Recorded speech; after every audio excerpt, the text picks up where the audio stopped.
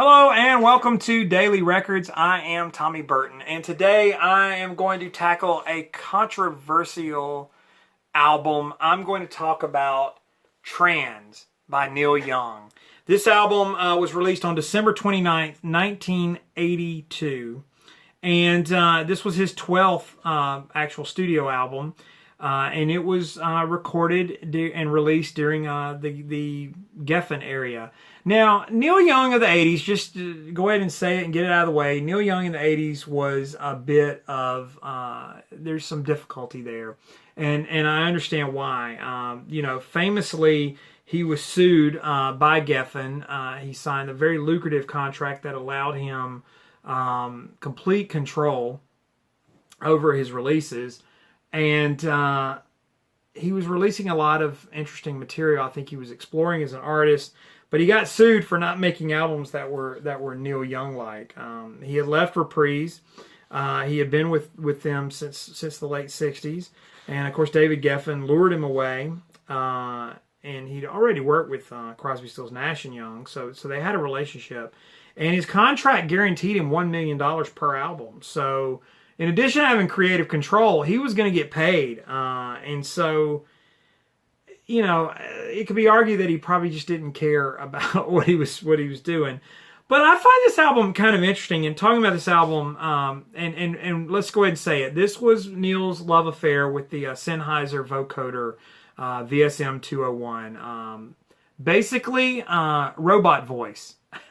And, of course, the cover is quite interesting. You've got the hitchhiker here with the classic car, and then you've got sort of the outline with the modern sort of almost a DeLorean-looking sort of car with the future. You've got the woods and the birds on this side, which is what a lot of people associate with Neil Young. And you've got this sort of futuristic, crazy world on the other side. And, of course, 6 of the 9 tracks here feature that. Now, the album opens with a little thing called Love, which, if you didn't know any better and didn't know what this album was about and you put it on, you'd probably go, okay, it's a Neil Young song. It sounds like Neil Young. But then you get Computer Age, which is where the vocoder comes in. But here's the thing. Neil's son, Ben, was young around this time, and he was born with cerebral palsy, and he was unable to speak. And so Reactor, the album that came out prior to this, was sort of the beginning of that, where he was doing these exercises with Ben, where he was being repetitive and communicating with his son. And so he started sort of using a synclavier and a vocoder, and it was a way that he was trying to communicate with his son, which I think is kind of a lovely thought.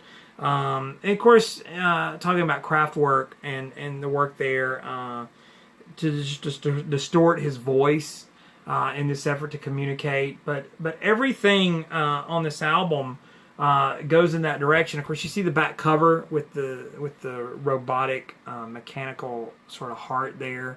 I think Neil was trying so many things. Computer Age, We Are in Control, Transformer Man, which I think has just a nice little melody to it.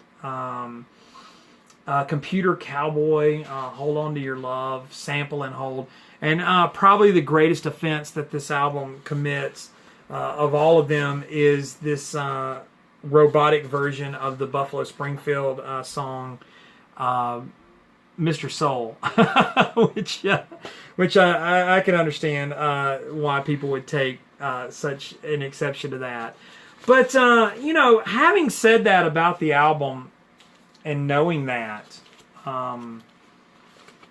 I think that it's intriguing to know that Neil at this point was not just going to make Neil Young albums, and like I said, I think that was kind of the point, much to the chagrin of his record label.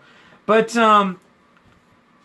I actually enjoy listening to this album. Now I know you guys are probably going to flame me over it, but I find it just completely intriguing. And maybe that's the thing. I'm more intrigued about the story behind it and why Neil Young would do something like this. I don't think it's as great as his greatest work, like On the Beach, or I don't put it on that level. But for a guy to come out of the late 60s and get into the 80s and to make this sort of synth rock album and explore those sounds, I find it really, really intriguing. And so I get the hatred for the album. I understand why people don't like it. And you know, and I wouldn't even rank it as one of the great Neil albums, but it certainly is an interesting listen, and I don't find the music completely unlistenable. Maybe I'm a fan of robot voices. I don't know. Maybe it says something about me, or maybe I just like bad, terrible music. That's a possibility. But I know you guys want to comment, so do it down below. Comment, subscribe, like, and share, all that stuff. Follow me on Instagram and Twitter. It's TommyBurton75. Love hearing from you guys. Check out my main channel, Tommy Burton's VC channel. There's a link up above. Thanks to everybody that's been watching. I appreciate it. But in the meantime, I'll see you all again tomorrow with another Daily Record.